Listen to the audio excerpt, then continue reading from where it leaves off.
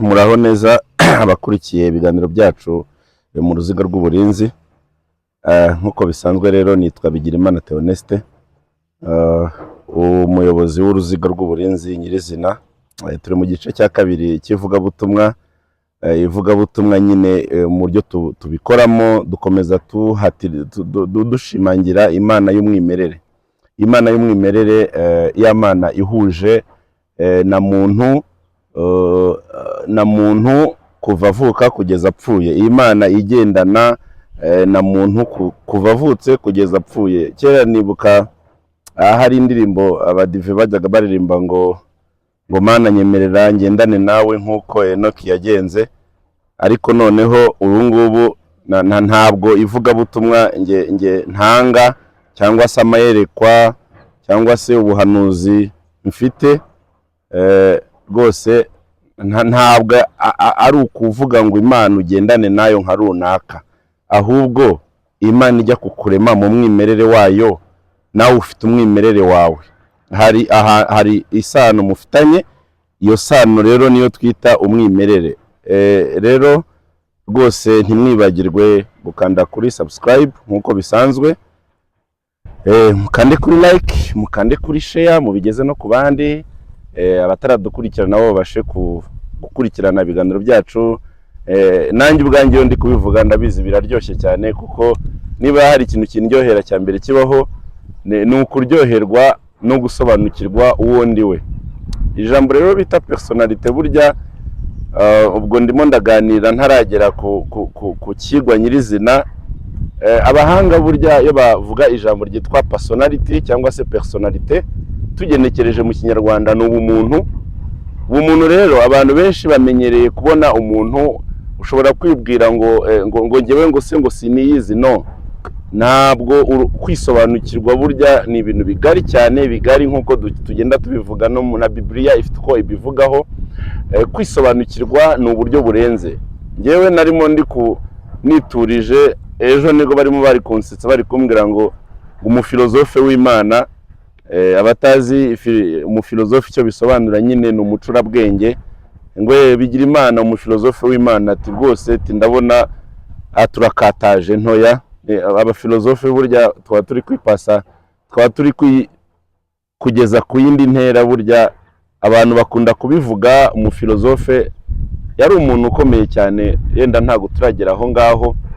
Ahari yenda hari ubibona akabimbonamo, Imana ishimwe, ariko ni ibintu bihenze ku bantu basobanukiye icyo bita philosophy cyangwa filozofi.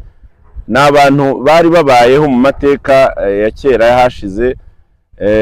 Abo bantu nibo bahaga umurongo sosiyete, bari abantu bameze nk'aho aribo batanga umurongo ngenderwaho w'imitekerereze ku bijyanye n'imibereho y'abantu. Rero abafilozofe ni abantu bakomeye cyane, kuko hari interuro bagiye bakora ukabona nk'ako kantu narimo mvuga ejo kavuga ngo l'habitude crée le comportement. N'urugero narindi gutanga, babaga bitegereje cyane, babaga bitaruye isi y'abandi, bakagenda bakiherera nk'ahantu mubona natwe turi, hari umuyaga mwiza, hatari urusaku, hitaruye nyine birumvikana. Aho hantu rero bagahanga nk'uko umuhanzi nawe ahanga indirimbo. So aka kantu rero narababwiye ntireka kuba umufilozofe byo ni iyindi ntera, ariko kubera Imana byanakunda.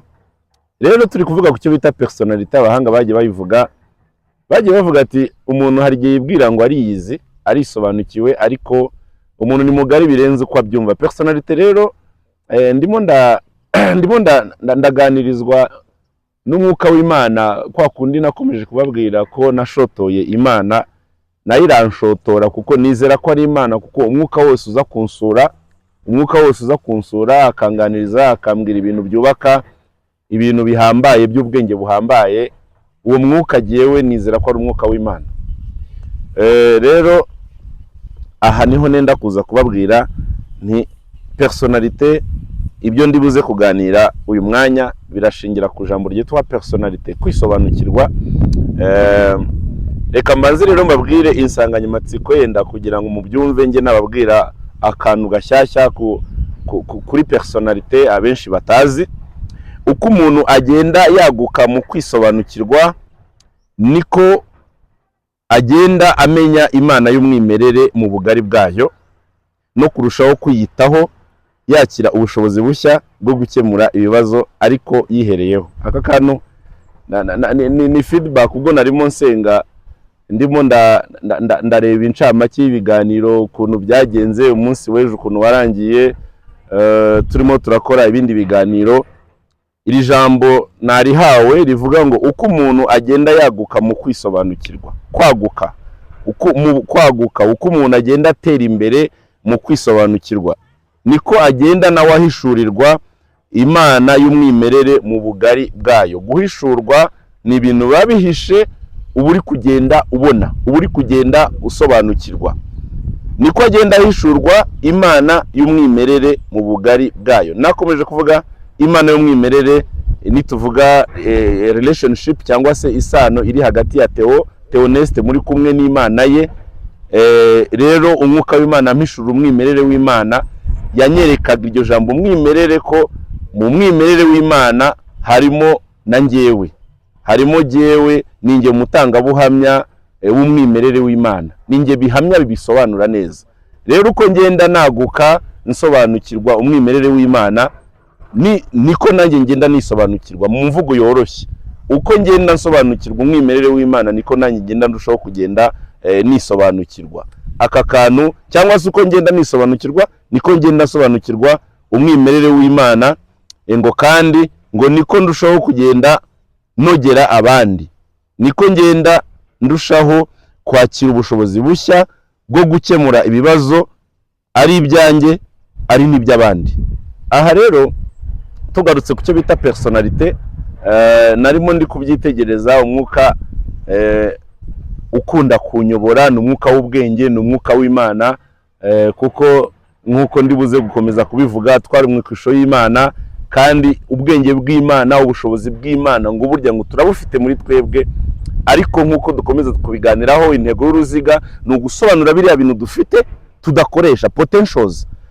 Nitugera kuri potential, iyo tumaze kumenya potentials tuhita tumenya none icyo bita opportunity.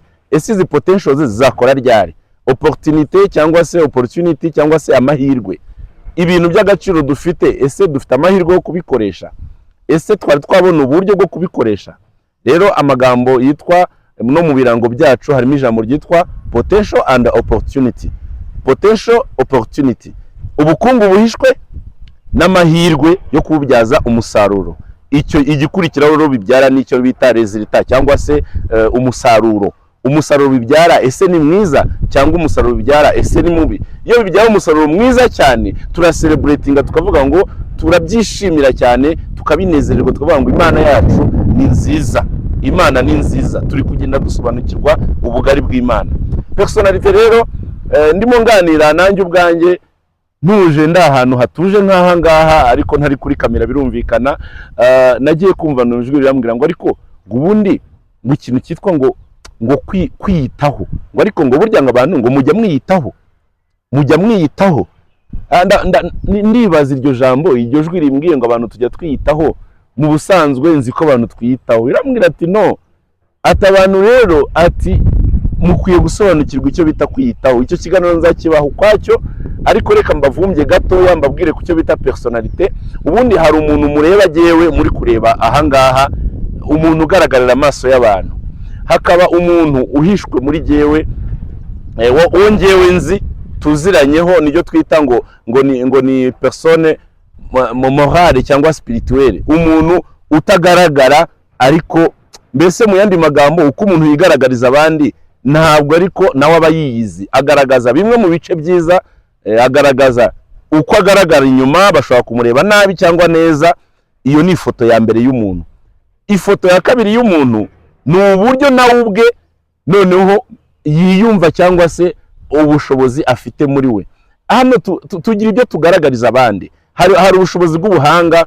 Uzabona umuntu dukunda kubyita kwishushanya mu mvugo ya gikristo, ngo abantu barishushanya. Umuntu iyo ari mu bandi, yari muri societe, akunda kwigaragaza neza cyane, kandi iyo ni kamere muntu. Twese niko turemye. Umuntu wese arigaragaza neza kuko nyine nibyo bikwiriye. Urata ibyiza ntabwo urata amafuti. Niyo mpamvu rero muri uko kwigaragaza neza umuntu baramubona, uriya muntu ni Imana y'u Rwanda, uriya muntu agwa neza, uriya muntu, ariko haba hari ikindi gice kindi shusho itariyo.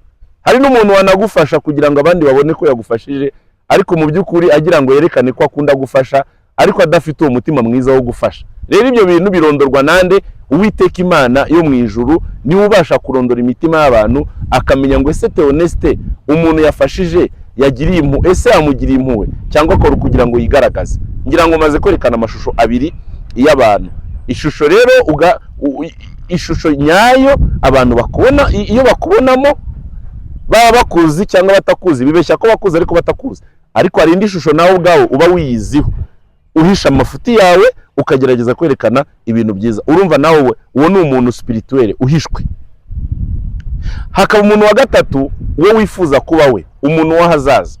Theoneste w'ahazaza atandukanye na Theoneste mubona nona, atandukanye na Theoneste w'ibitekerezo, Theoneste usanzwe uhari nonaha mu buryo bugaragara bw'umubiri no mu buryo bw'ibitekerezo. Uwo ni umuntu w'ahazaza. Ntibamaze kuba abantu batatu se?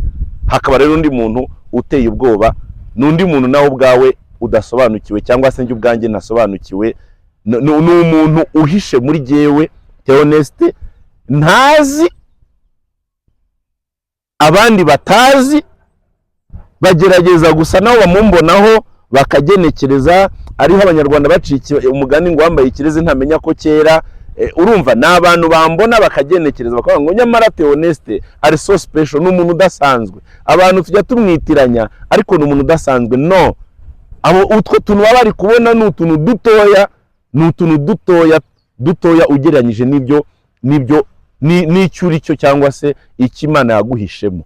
Iyo rero niyo shusho y'Imana nkomeza kuvuga mu ruziga rw'uburinzi dukomeza dukora ubushakashatsi. Ese umuntu ni gute yakwisobanukirwa mu bugari bw'Imana, akamenya ya shusho y'Imana Imana yashyizemo?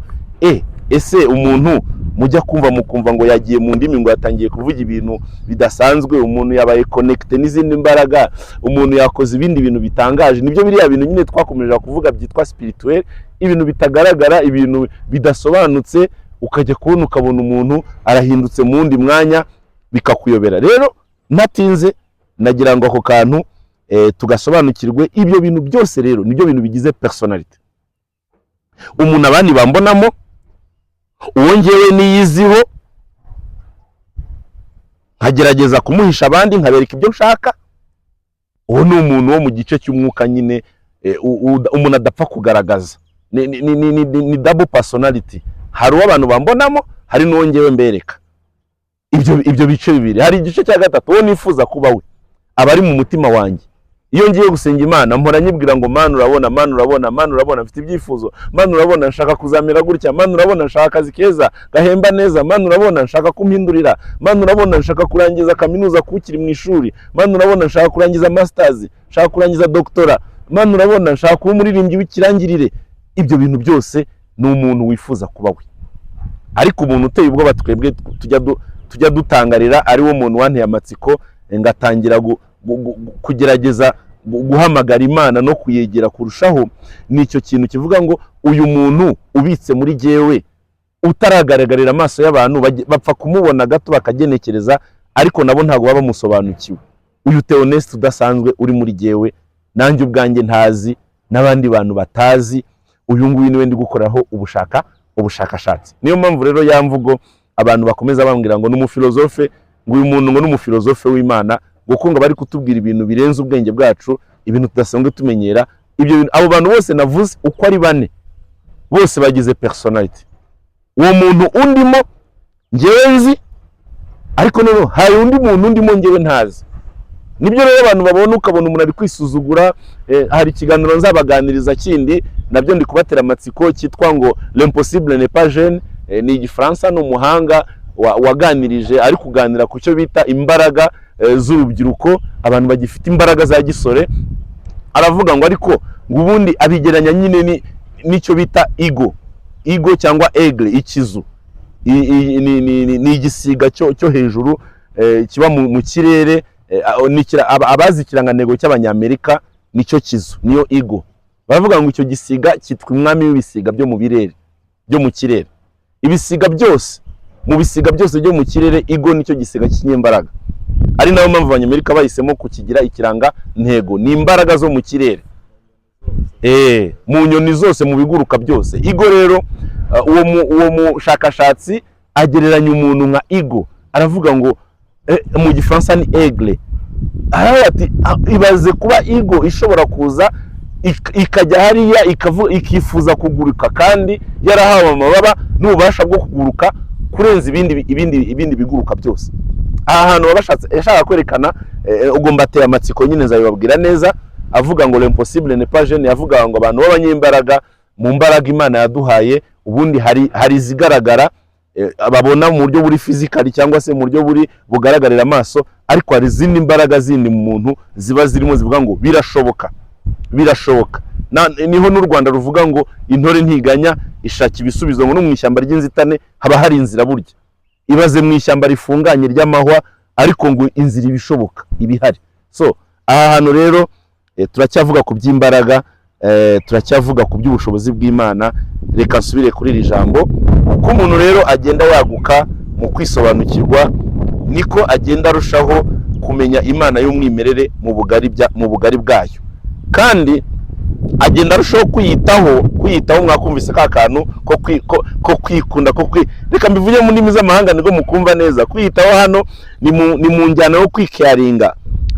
Ubundi umuntu mbivuga kenshi mu rukundo, mu bajene, mu bantu bakundana, abantu bakiri batoya rwose, ariko n'abantu bakuru natwe turakundana. Hari uburyo umuntu akayaringa abandi, ukabwira abandi magambo meza, ndagukunda, ukavuga ibisigo n'ibisingizo ukabivuga, ariko wowe ikibazo kiraza ngo urajya gukunda abandi udasobanukiwe. Wabanje ukisobanukirwa, ukabanza ukiyitaho, ukikunda. Uko ubwiza bw'Imana bugenda bugaragara muri wowe, uko urushaho kugenda wikiyaringa no kwambara neza, no kwikiyaringa Paul, no kwambara imyenda myiza, ukambara inkweto nziza. Hano ntabwo ari kwambara ibihenze, kuko n'abadafite ibihenze nabo barambara. Gukaraba ugacya, ukitera fresheri, ibyo ni ukwikiyaringa. Ukambara costume nziza ugiye gusenga, abantu bakavuga ngo harabavuze ngo wambaye neza agaragara neza. Ukiyitaho mu buryo bugaragarira inyuma n'uburyo bugaragarira imbere. Ikintu cyitwa igikundiro cy'Imana rero kigenda kigaragara ku muntu bitewe n'uburyo agenda yikiyaringa. Niyo mpamvu kubwira ngo umuntu wamaze kwitakariza icyizere nta bwiza bagifite, nibyo bita gucupira. Ubundi gucupira kwa mbere ni uko nguko.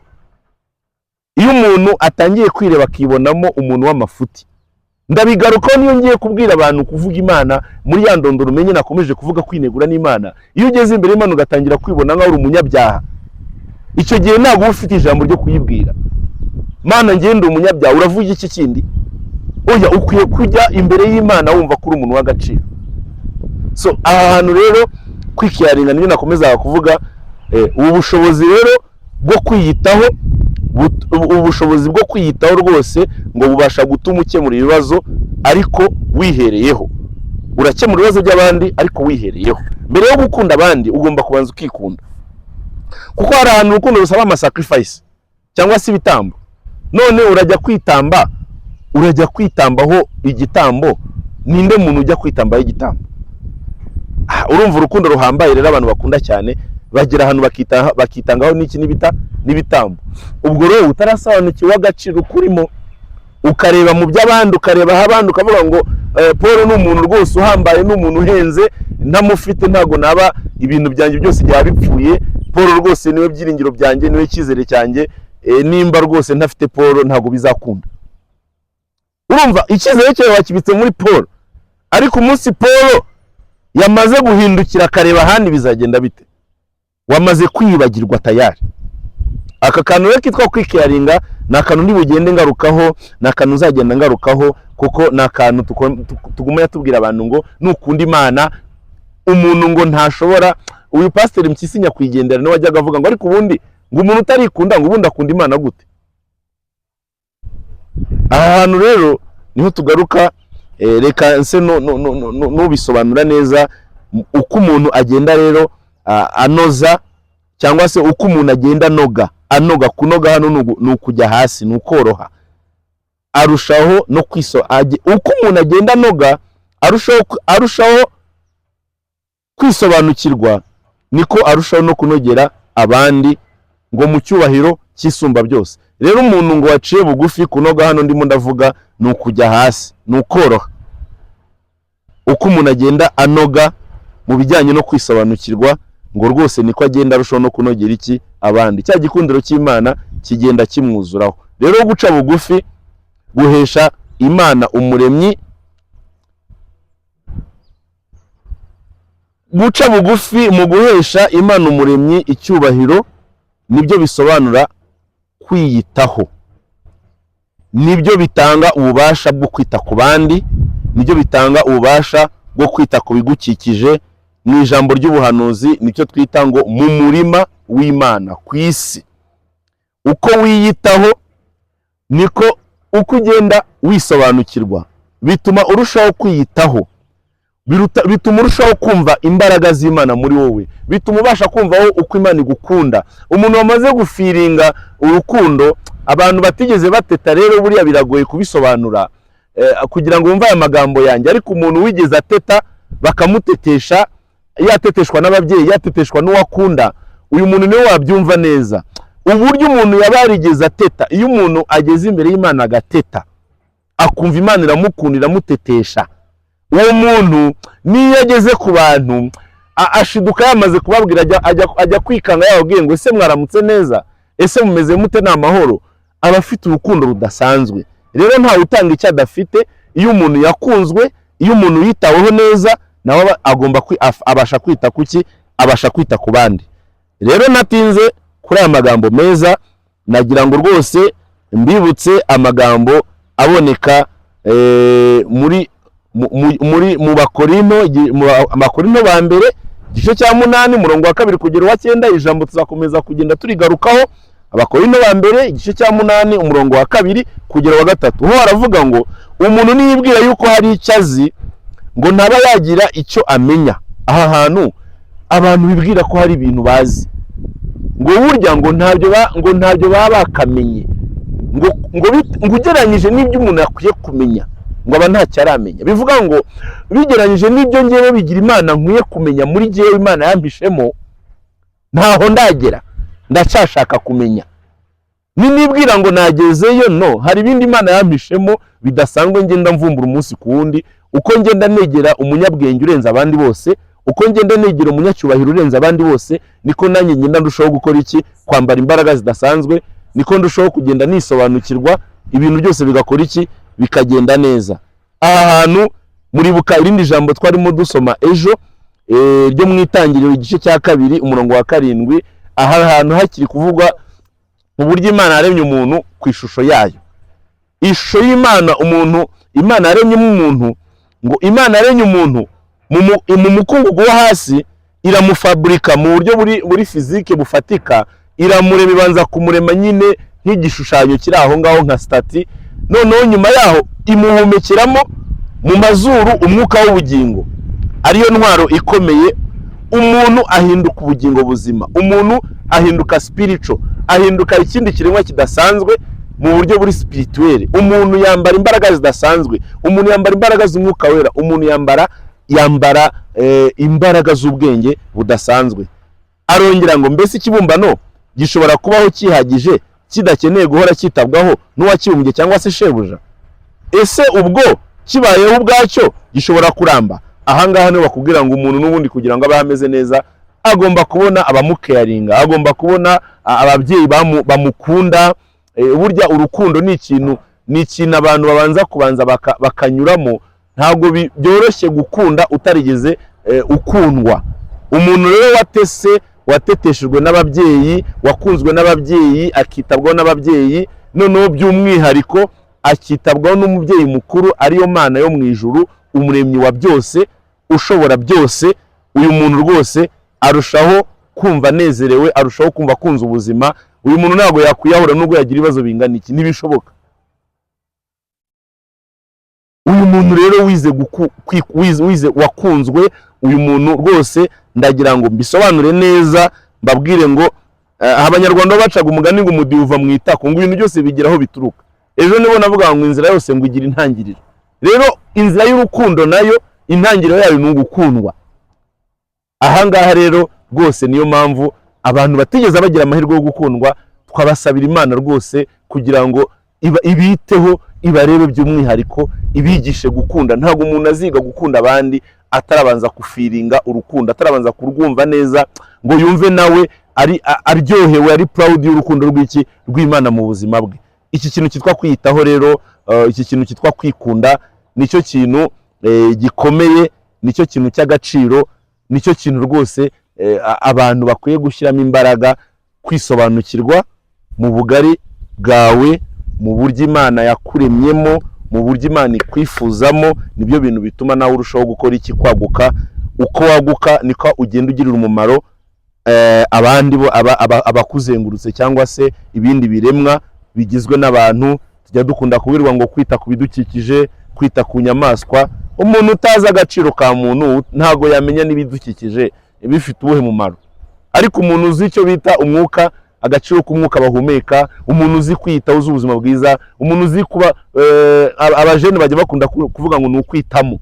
Kwitamo ntabwo ari ibyo kurya gusa, burya n'abantu bagiye muri picnic no muri sortie nk'ahantu turi ku mashyuza twakomeje kuvuga, n'ubundi umuntu abagiye kwitamo, abagiye kwifata neza, abagiye kumva ikindi kirere, abagiye kwiconnecta n'ikindi kirere atamenyereye. Ndabashimiye rero, numva twaba turekeye aho, hanyuma tukazagaruka mu kiganiro gikurikiyeho. Ariko rwose muzirikana ko ikintu kiri aha ngaha ni personalite. Tugende dusobanukirwa personalite, ibigize personalite ni ibiki. Ese muri wewe uribwira ko uhagije ariko ntaguhagije? Hari ibindi bintu ukeneye kumenya muri wowe. Ibyo bintu rero biragenda bituma ubyibuha, biragenda bituma waguka, biragenda bituma umererwa neza kurushaho. Uko ugenda urushaho kumererwa neza, niko n'abandi, uhereye ku muryango wawe, kubo mubana mu rugo, ku baturanyi, ukagenda ukajya mu muryango mugari, ugakomeza ukajya mu gihugu cyose, ukagenda no mu bindi bihugu muri Afurika n'i Burayi. Umuntu atanga ibyiza abikuye mu butunzi bwiza. Kwikeyaringa nibyo bituma nabo basha gukeyaringa abandi. Ciao ciao, murakoze. Ntimwibagirwe gukanda kuri subscribe bashyashya. Abasanzwe rero twese like, comment biradufasha, biradukomeza. Dukomeje kuba ikaze mu kiganiro kiza gukurikiraho. Murakoze.